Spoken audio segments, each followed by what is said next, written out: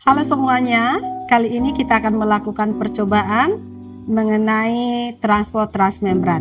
Adapun tujuan percobaan kita kali ini adalah untuk mengamati peristiwa osmosis, turgid, plasmolisis secara makroskopis dan juga secara mikroskopis.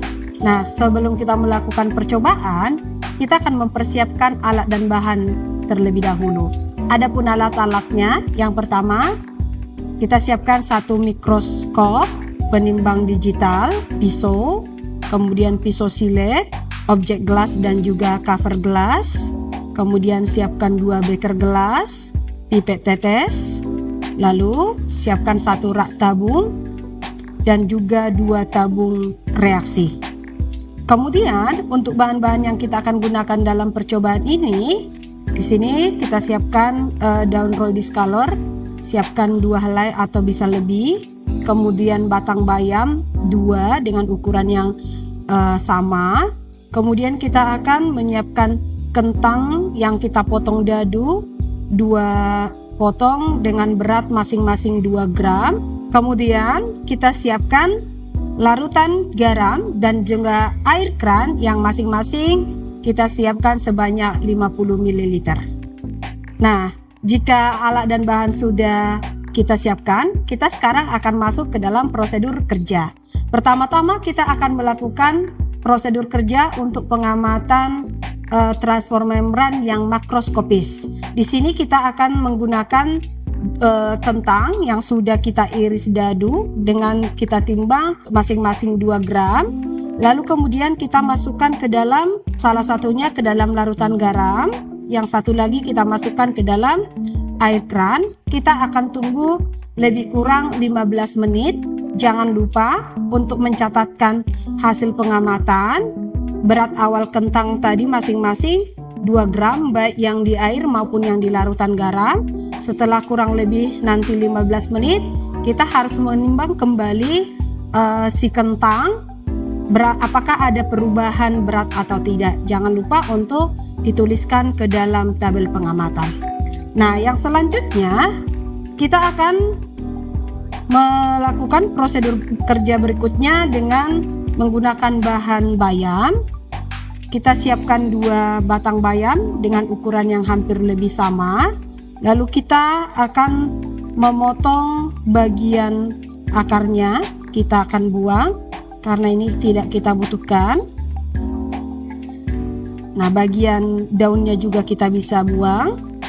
Nah, sekarang kita akan memotong bagian pangkal bayam lebih kurang dengan kedalaman 2 cm. Kita bentuk seperti bentuk cross atau bentuk silang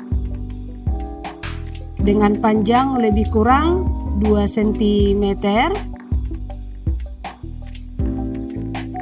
Nah, kita lakukan untuk batang bayam yang kedua, membuat sayatan cross atau silang dengan kedalaman kurang lebih 2 cm.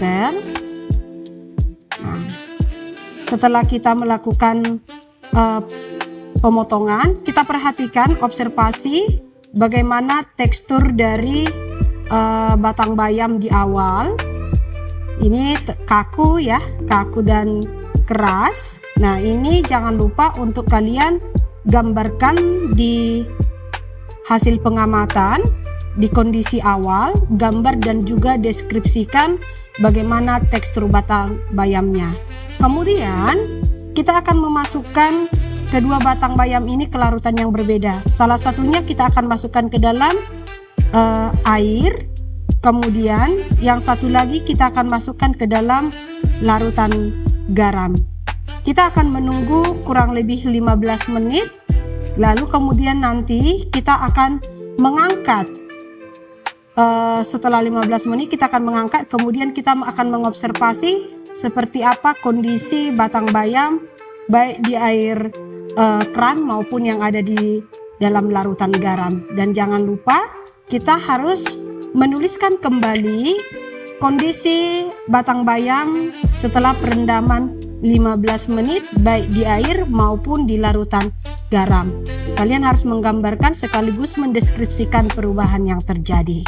Nah, demikian untuk percobaan transport membran yang makroskopis. Selanjutnya, kita akan melakukan prosedur kerja untuk percobaan transport membran yang mikroskopis. Di sini kita akan menggunakan yang namanya Roy Scaler. Kita sediakan daun Roy Scaler. Kemudian kita akan menyiapkan objek gelas. Kita akan membuat sayatan yang sangat tipis dari bagian permukaan dalam dari Roy Scaler.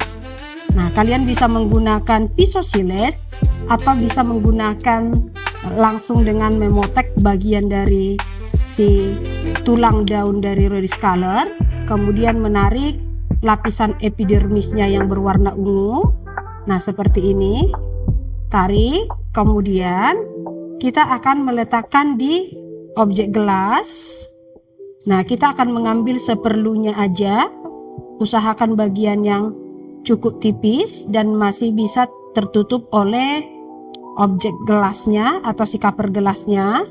Setelah kita dapat objek yang akan kita amati, jangan lupa kita tetesi dengan air keran atau air biasa sebanyak 2 atau sampai 3 tetes. Nah, kemudian kita akan tutup dengan menggunakan cover gelas. Kita akan membentuk sudut 45 derajat, kemudian langsung melepaskan cover gelasnya. Nah, dengan demikian kita sekarang akan lanjut pengamatan di bawah mikroskop. Saat melakukan pengamatan di bawah mikroskop, jangan lupa untuk menggunakan perbesaran yang 100 terlebih dahulu. Setelah kalian menemukan objek yang sudah jelas, maka kemudian kalian bisa menaikkan ke perbesaran 400. Kemudian tentukan 3 atau 4 sel epidermis yang berwarna ungu yang paling baik yang diarahkan ke penunjuk pada mikroskop. Dan jangan lupa untuk menggambarkan hasil pengamatan 2 atau 3 sel epidermis yang berwarna ungu ke dalam tabel pengamatan kalian. Nah, setelah kalian menggambarkan sel epidermis Roy Scaler yang tadi kondisi normal karena diberikan air, sekarang kita akan melakukan pengamatan atau percobaan plasmolisis dengan cara kita akan meneteskan larutan garam di sekitar objek yang sedang kita amati, dan kemudian kita akan meletakkan tisu di salah satu sisi. Tujuannya agar apa? Agar kita bisa menarik larutan garam yang sedang kita teteskan di sisi yang berlawanan.